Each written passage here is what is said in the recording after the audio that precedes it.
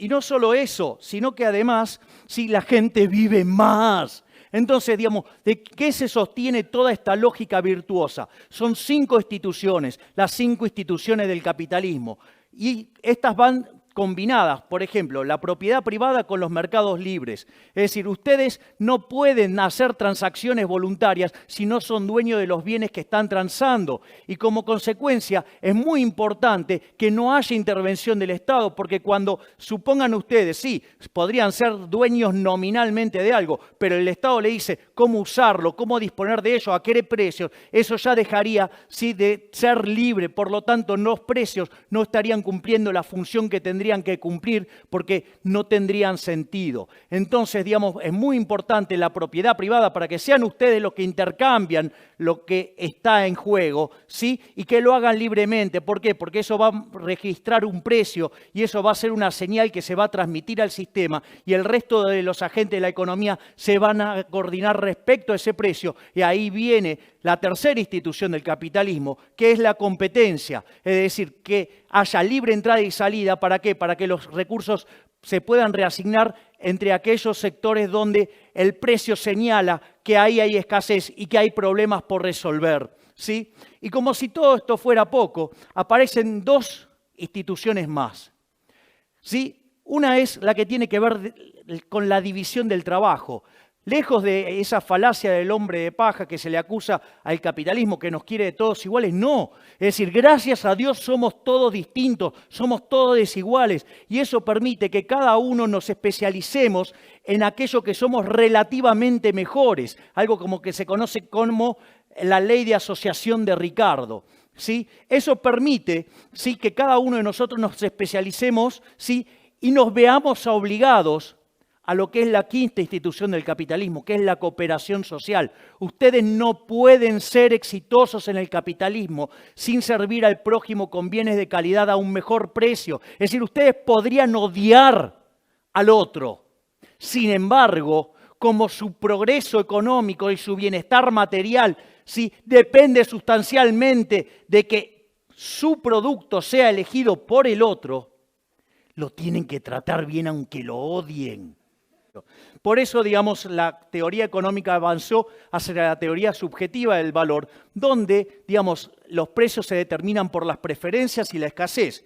Y a partir de ahí surge la remuneración de los factores. La remuneración de los factores viene dado por algo que se llama el valor del producto marginal. En el caso del trabajador, ¿sí?, sería el valor del producto marginal del trabajo, es decir, el salario, que se compone de 2 elementos. El precio, donde intervienen las preferencias y la escasez, con lo cual a ustedes no les puede ir bien sin servir al prójimo con bienes de calidad a un mejor precio, porque si no hay quiebras y el precio es 0. ¿Sí? Y por otro lado, tiene que ver también con ¿qué? Con la productividad. Entonces, si ustedes generan algo que sirve al mercado, que sirve a la gente, que le arregla la vida a la gente y además son productivos, se van a llenar de plata. Pero está bien que así sea porque van a ser benefactores sociales. Entonces, eso permite ver de qué va la distribución del ingreso. En el fondo, la distribución del ingreso tiene que ver con cómo ustedes lograron servir al prójimo, es decir, cuán eficientes fueron arreglándole el problema a la sociedad. Y cuanto más productivos sean en ello, mejor les va a ir.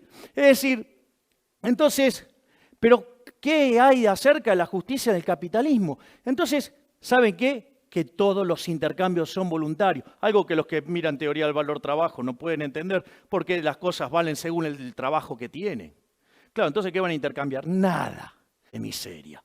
Entonces, digamos, ¿qué decía Milton Friedman de estas cosas? Decía que aquella sociedad que priorice la igualdad por encima de la libertad no va a conseguir nada de ambas. En cambio, aquellas sociedades que prioricen la libertad por sobre la igualdad va a conseguir mucho de las dos cosas. Es más, ya lo decía John Stuart Mill, digamos, aquellas sociedades que se preocupan más por la igualdad que por la libertad, termina siendo una sociedad de saqueadores. Entonces acá aparecen 2 grandes logros del liberalismo que tiene que ver con la igualdad ante la ley, ¿sí? Veamos el caso de lo que se llama la redistribución del ingreso y en el caso de los impuestos progresivos. O sea, cuando ustedes ponen impuestos progresivos, es decir, aquellos que gravan con mayor fuerza a los que mejor sirven al prójimo, conviene de mejor calidad o mejor precio, ¿sí?